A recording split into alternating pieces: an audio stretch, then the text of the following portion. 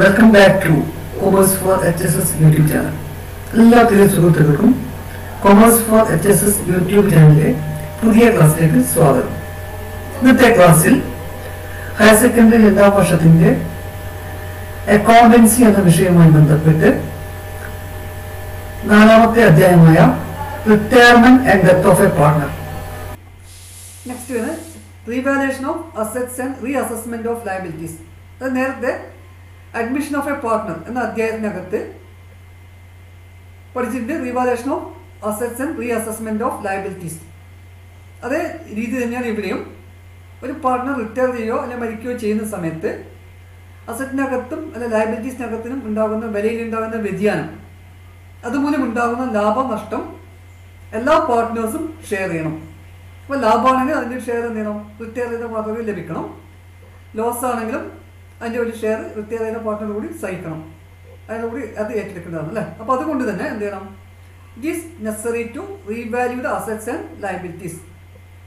അപ്പോൾ assets and liabilities കഴിഞ്ഞ ചാപ്റ്ററിൽ പഠിച്ചിട്ടുണ്ട്. അതേ ട്രീറ്റ്മെൻറ്റ് തന്നെയാണ്. അപ്പോൾ ജസ്റ്റ് ഒന്ന് നോക്കാം.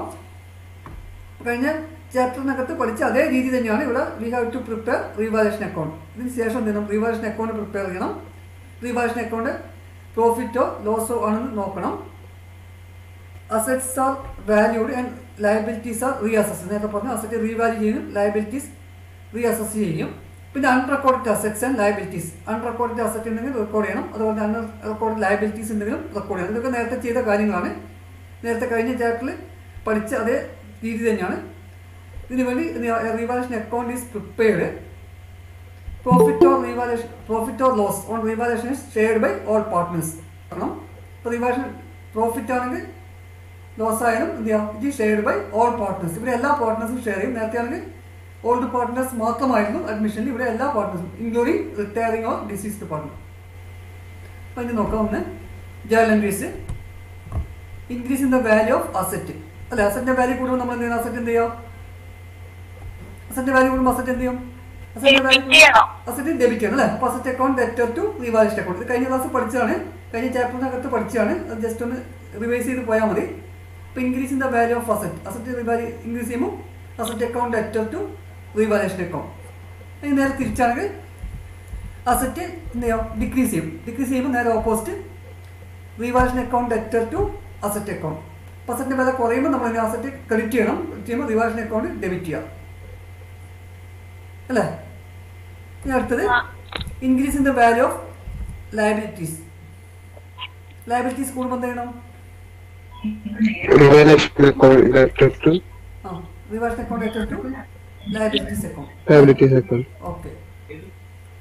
അതുപോലെ തന്നെ അടുത്തത് decrease in the value of liabilities. Liabilities decrease ചെയ്യുമ്പോൾ നേരെ ഓപ്പോസിറ്റ് വരും. Liabilities account debtor to revaluation account. അപ്പോൾ ലയബിലിറ്റീസ് കുറയുമ്പോൾ എന്ത് ചെയ്യാം? ലയബിലിറ്റീസ് ഡെബിറ്റ് ചെയ്യുന്നു, റീവാലുവേഷൻ അക്കൗണ്ട് ക്രെഡിറ്റ് ചെയ്യുന്നു. ഇനി അടുത്ത് വരുന്നത് അൺറെക്കോർഡ് അസറ്റ്. അൺറെക്കോർഡ് അസറ്റ് വരുമ്പോൾ എന്ത് ചെയ്യണം? അസറ്റ് റെക്കോർഡ് ചെയ്യണം അല്ലേ. റെക്കോർഡ് ചെയ്തിട്ട് അതെന്ത് ചെയ്യണം? റെക്കോർഡ് ചെയ്യണം. റെക്കോർഡ് ചെയ്യുമ്പോൾ അസറ്റിൻ്റെ വാല്യൂ കൂടുമ്പോൾ എന്ത് ചെയ്യണം? പറഞ്ഞാൽ അസറ്റ് അക്കൗണ്ട് ഡെബിറ്റ് ചെയ്യണം. അപ്പോൾ asset account debtor to revaluation account. ഇനി ഇതുപോലെ തന്നെ അൺറെക്കോർഡ് ലയബിലിറ്റീസ് വരാം. അൺറെക്കോർഡ് ലയബിലിറ്റീസ് വരുന്ന സമയത്ത് revaluation account debtor to liabilities. Liabilities record ചെയ്യുമ്പോൾ ലയബിലിറ്റീസിൻ്റെ വാല്യൂ കൂടും. ലയബിലിറ്റീസിൻ്റെ വാല്യൂ കൂടുമ്പോൾ എന്ത് ചെയ്യണം? ക്രെഡിറ്റ് ചെയ്യണം. ക്രെഡിറ്റ് ചെയ്യുമ്പോൾ റീവാലുവേഷൻ അക്കൗണ്ട് ഡെബിറ്റ് ചെയ്യുന്നു. Revaluation account debtor to liabilities. ഇനി അതുപോലെ തന്നെ പ്രോഫിറ്റ് ഓൺ റീവാലുവേഷൻ അല്ലെ. പ്രോഫിറ്റ് ആകുമ്പോൾ എന്താവും? പാർട്ട്നേഴ്സിൻ്റെ ക്യാപിറ്റൽ കൂടും. ക്യാപിറ്റൽ കൂടുമ്പോൾ നമ്മൾ എന്ത് ചെയ്യണം? ക്യാപിറ്റൽ അക്കൗണ്ട് എന്ത് ചെയ്യണം? ഡെബിറ്റ് ക്രെഡിറ്റ് ചെയ്യോ? ക്രെഡിറ്റ് ചെയ്യോ? ഓ ക്രെഡിറ്റ് ചെയ്യും അല്ലേ. ക്രെഡിറ്റ് ചെയ്യുമ്പോൾ revaluation account debtor to partners capital. ഇതൊക്കെ കഴിഞ്ഞ ചാപ്റ്ററിൽ പഠിച്ചത് കൊണ്ടാണ് സ്പീഡിൽ പോകുന്നത് കേട്ടോ. അതുപോലെ ലോസ് ഓൺ റീവാലുവേഷൻ. ലോസ് ആകുമ്പോൾ എന്ത് ചെയ്യണം? ക്യാപിറ്റൽ എന്ത് ചെയ്യും? കുറയും അല്ലെ. ക്യാപിറ്റൽ കുറയുമ്പോൾ ക്യാപിറ്റൽ അക്കൗണ്ട് എന്ത് ചെയ്യാം? ഡെബിറ്റ് ചെയ്യണം. റീവാലുവേഷൻ അക്കൗണ്ട് ക്രെഡിറ്റ് ചെയ്യണം. അപ്പോൾ all partners capital account debtor to revaluation account. ഇവിടെ ഒരു വ്യത്യാസമേ ഉള്ളൂ. നേരത്തെ നമ്മൾ ഓൾഡ് പാർട്ട്നേഴ്സ് എടുത്തത്, അതിന് വേണ്ടി ഇവിടെ എന്ത് ചെയ്യണം? All partners capital account. ആ ഒരു വ്യത്യാസം മാത്രമേ ഉള്ളൂ. ലാഭമായാലും നഷ്ടമായാലും ലാഭമാകുമ്പോൾ ക്യാപിറ്റൽ അക്കൗണ്ട് ക്രെഡിറ്റ് ചെയ്യണം, നഷ്ടമാണെങ്കിൽ ക്യാപിറ്റൽ അക്കൗണ്ട് ഡെബിറ്റ് ചെയ്യണം. അപ്പോൾ ഇതാണ് റിവാലുവേഷൻ അക്കൗണ്ട്. നമ്മൾ നേരത്തെ ചെയ്താണ് റിവാലുവേഷൻ അക്കൗണ്ട് വരക്കണം. റിവാലുവേഷൻ അക്കൗണ്ട് വരച്ചിട്ട് ഓരോ എൻട്രീസും പോസ്റ്റ് ചെയ്യണം. അപ്പോൾ നേരത്തെ നമ്മൾ പറഞ്ഞത് ലാഭം ഉണ്ടാകുന്നതെല്ലാം റിവാലുവേഷൻ അക്കൗണ്ട് ക്രെഡിറ്റ് സൈഡിലും നഷ്ടമാണെങ്കിൽ റിവാലുവേഷൻ അക്കൗണ്ട് ഡെബിറ്റ് സൈഡിലാണ് എടുക്കേണ്ടത്. ഇപ്പോൾ രണ്ട് സൈഡിലും ബാലൻസ് ചെയ്യാം. ലാഭമാണെങ്കിൽ ഡെബിറ്റ് സൈഡിൽ വരും, നഷ്ടമാണെങ്കിൽ ക്രെഡിറ്റ് സൈഡിലാണ് ബാലൻസ് വരിക. അപ്പോൾ അത് കഴിഞ്ഞ ചാപ്റ്ററിൽ പഠിച്ചതാണ്, അതേ രീതിയിലാണ് വരുന്നത്. Disposal of amount due to retiring partner. അപ്പോൾ റിട്ടയറിംഗ് പാർട്ട്ണർക്ക് എന്ത് ചെയ്യണം? അയാളുടെ എമൗണ്ട് സെറ്റിൽ ചെയ്യണം അല്ലേ, as per the terms of partnership. അപ്പോൾ അയാളുടെ അക്കൗണ്ട് തയ്യാറാക്കും. അപ്പോൾ റിട്ടയർ ചെയ്യുന്നത് മരിച്ച ആളുടെ ഒരു പാർട്ട്നേഴ്സ് ക്യാപിറ്റൽ അക്കൗണ്ട്. അപ്പോൾ അതാണ് റിട്ടയർ. ഇപ്പോൾ നേരത്തെ ബി ആണ് റിട്ടയർ ചെയ്യുന്നത്, ബീസ് ക്യാപിറ്റൽ അക്കൗണ്ട് തയ്യാറാക്കും. അപ്പോൾ ബീസ് ക്യാപിറ്റൽ അക്കൗണ്ട് തയ്യാറാക്കി കഴിഞ്ഞാൽ എന്ത് ചെയ്യാം? അയാൾക്ക് കൊടുക്കാനുള്ള എമൗണ്ട് കിട്ടും. അപ്പോൾ to find out the amount due to retiring partner we have to prepare a partners capital account. അയാളുടെ ക്യാപിറ്റൽ അക്കൗണ്ട് തയ്യാറാക്കാം. അപ്പോൾ അയാളുടെ ക്യാപിറ്റൽ അക്കൗണ്ട് തയ്യാറാക്കുമ്പോൾ ക്യാപിറ്റലുമായി ബന്ധപ്പെടുന്ന എല്ലാ ഐറ്റംസും അവിടെ എടുക്കണം. അപ്പോൾ അങ്ങനെ എടുത്തു കഴിഞ്ഞാൽ എന്ത് ചെയ്യണം? ആ അക്കൗണ്ട് സെറ്റിൽ ചെയ്യും. അപ്പോൾ amount due to retiring partner is may be paid in lump sum. ഒന്നിക്ക് മൊത്തം എമൗണ്ട് ഒന്നിച്ച് കൊടുക്കാം, അല്ലെങ്കിൽ ഇൻസ്റ്റാൾമെൻ്റ് ആയിട്ട് കൊടുക്കാം, with or without interest, or partly in cash and partly in instalments. ഇപ്പോൾ ബി റിട്ടയർ ചെയ്യുന്ന പറഞ്ഞ് നേരത്തെ ബി റിട്ടയർ ചെയ്തു. അപ്പോൾ ബി റിട്ടയർ ചെയ്തപ്പോൾ അതിൻ്റെ അയാളെ ക്യാപിറ്റൽ അക്കൗണ്ട് തയ്യാറാക്കി. ക്യാപിറ്റൽ അക്കൗണ്ട് തയ്യാറാക്കുന്നത് നമുക്കറിയാം, കഴിഞ്ഞ അഡ്മിഷനിൽ പഠിച്ചിട്ടുണ്ട്. അതേപോലെ തന്നെയാണ് ക്യാപിറ്റൽ അക്കൗണ്ട് തയ്യാറാക്കുന്നത്. അഡ്മിഷൻ ചാപ്റ്ററിൽ പഠിച്ച അതേ രീതിയിൽ തന്നെയാണ് റിട്ടയർമെൻറ്റ് സമയത്തും ക്യാപിറ്റൽ അക്കൗണ്ട് തയ്യാറാക്കുന്നത്. അപ്പോൾ അത് തയ്യാറാക്കിയിട്ട് എന്ത് ചെയ്യുന്നു? അയാൾക്ക് കൊടുക്കാനുള്ള എമൗണ്ട് കണ്ടുപിടിച്ച് കഴിഞ്ഞാൽ, ഇപ്പോൾ ഫോർ എക്സാമ്പിൾ അയാൾക്ക് 50,000 രൂപ കൊടുക്കാമെന്ന് ഇരിക്കാം. അപ്പോൾ കാൽക്കുലേറ്റ് ചെയ്തപ്പോൾ 50,000 രൂപ കിട്ടി. അപ്പോൾ ആ ഫുൾ എമൗണ്ട് ഒന്നിച്ച് കൊടുക്കാം, ചിലപ്പോൾ ക്യാഷ് ആയിട്ട് കൊടുക്കാം. അല്ലെങ്കിൽ എന്താ 50,000 രൂപ ഒരു 5 വർഷത്തേക്ക് 10,000 വെച്ച് ഇൻസ്റ്റാൾമെൻ്റ് ആയിട്ട് കൊടുക്കാം. ഒന്നുകിൽ with interest or without interest. Interest ആണെങ്കിൽ ഇൻട്രസ്റ്റ് കൂടി അതിൻ്റെ കൂടെ ചേർത്തിട്ട് കൊടുക്കുക. ഇൻട്രസ്റ്റ് ഇല്ലെങ്കിൽ ആ 10,000 മാത്രം കൊടുക്കും.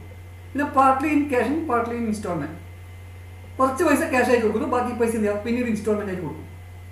അപ്പോൾ ആ രീതിയിൽ 3 രീതിയിൽ കൊടുക്കാം. അപ്പോൾ അങ്ങനെ കൊടുക്കുന്ന സമയത്ത് in the absence of agreement പറയുന്നില്ലെങ്കിൽ, അതായത് നമ്മളിപ്പോൾ എല്ലാ കാര്യങ്ങളും പാർട്ട്ണർഷിപ്പ് ഡീഡിൽ പറഞ്ഞിരിക്കണം എന്നാണ് പറയുന്നത്. ഇപ്പോൾ section 37 of partnership act states that outgoing partners has the option to get interest at 6% per annum till the date of payment. അപ്പോൾ ഇപ്പം നേരത്തെ പറഞ്ഞ പോലെ ക്യാഷ് ആ സമയത്ത് തന്നെ കൊടുക്കുന്നില്ല എങ്കിൽ അയാൾക്ക് എന്ത് ചെയ്യുക? 6% ഇൻട്രസ്റ്റ് കിട്ടാനുള്ള അവകാശമുണ്ട് എന്ന് പറയും. Or share of profit earned with his or her money based on capital ratio. അയാൾ പൈസ എപ്പോൾ കൊടുക്കുന്നത്?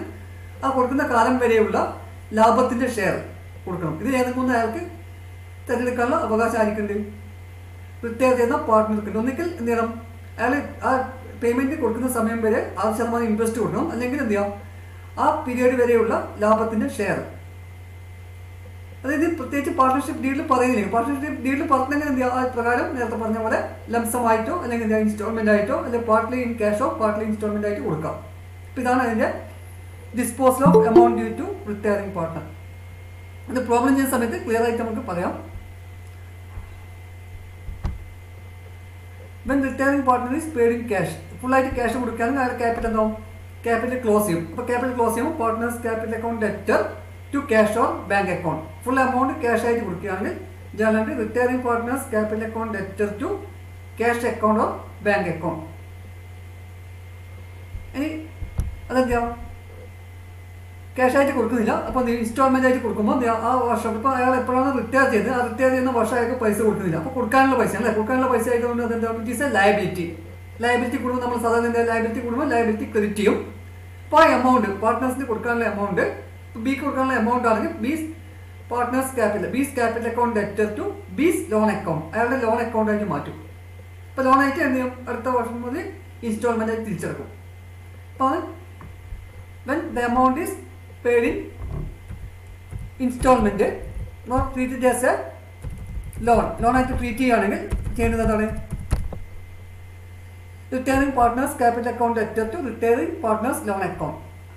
ഇനി അതുപോലെ തന്നെ when retiring partner is partly paid in cash, പകുതി ക്യാഷും അല്ലെങ്കിൽ കുറച്ച് എമൗണ്ട് ക്യാഷും ബാക്കി പൈസ എന്ത് ചെയ്യുക? ലോണായിട്ട് കൊടുക്കുക. അപ്പോൾ അങ്ങനെ retiring partners capital account debtor to cash account, എത്രയാണ് എമൗണ്ട് കൊടുത്തത് അത് ക്യാഷ് അക്കൗണ്ട് ക്രെഡിറ്റ് ചെയ്യണം, ബാക്കി വരുന്ന എമൗണ്ട് ലോൺ അക്കൗണ്ടിൽ ക്രെഡിറ്റ് ചെയ്യാം. അപ്പോൾ 3 രീതിയാണ്. ഒന്ന് ഫുൾ എമൗണ്ട് ക്യാഷ് കൊടുക്കുകയാണെങ്കിൽ എല്ലാത്തിൻ്റെയും ഡെബിറ്റ് സൈഡിൽ വരുന്നത് പാർട്ട്നേഴ്സ് ക്യാപിറ്റൽ അക്കൗണ്ട് ആണ്. പാർട്ട്നേഴ്സ് ക്യാപിറ്റൽ അക്കൗണ്ട് ഡെബിറ്റ് ചെയ്യാം. ഫുൾ എമൗണ്ട് ക്യാഷ് കൊടുക്കുകയാണെങ്കിൽ ക്യാഷ് അക്കൗണ്ട് ക്രെഡിറ്റ് ചെയ്യും. ഇനി ക്യാഷ് കൊടുക്കില്ല, അത് ലോണായിട്ട് ട്രീറ്റ് ചെയ്യുകയാണെങ്കിൽ ഫുൾ എമൗണ്ടും പാർട്ട്നേഴ്സ് ലോൺ അക്കൗണ്ടിലേക്ക് ക്രെഡിറ്റ് ചെയ്യും. മൂന്നാമത് കുറച്ച് എമൗണ്ട് ക്യാഷ് ആയിട്ട് കൊടുക്കുന്നു, ബാക്കി എമൗണ്ട് എന്ത് ചെയ്യുക ലോണിലേക്ക് ക്രെഡിറ്റ് ചെയ്യുന്നു. അപ്പോൾ എത്രയാണോ ക്യാഷ് ആയിട്ട് കൊടുക്കുന്നത് ക്യാഷ് കൊടുക്കുന്ന എമൗണ്ട് ക്യാഷ് ആയിട്ട് ക്രെഡിറ്റ് ചെയ്യും, ക്യാഷ് അക്കൗണ്ടിൽ ക്രെഡിറ്റ് ചെയ്യുക, അല്ലെങ്കിൽ ബാങ്ക് അക്കൗണ്ടിൽ ക്രെഡിറ്റ് ചെയ്യുക. ലോണായിട്ട് കൊടുക്കുന്ന എമൗണ്ട് ലോൺ അക്കൗണ്ടിലും ക്രെഡിറ്റ് ചെയ്യുക. ഇത് നമുക്ക് പ്രോബ്ലം ചെയ്യുന്ന സമയത്ത് കുറച്ചുകൂടി ഡീറ്റെയിൽ ആയിട്ട് പറയാം.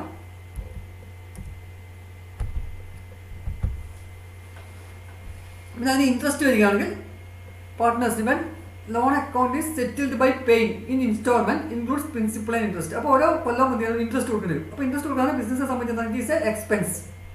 ഇൻട്രസ്റ്റ് ഈസ് എ എക്സ്പെൻസ് ആയതുകൊണ്ട് ഇൻട്രസ്റ്റ് അക്കൗണ്ട് ഡെബിറ്റ് ചെയ്യണം, retiring partners loan account credit ചെയ്യണം.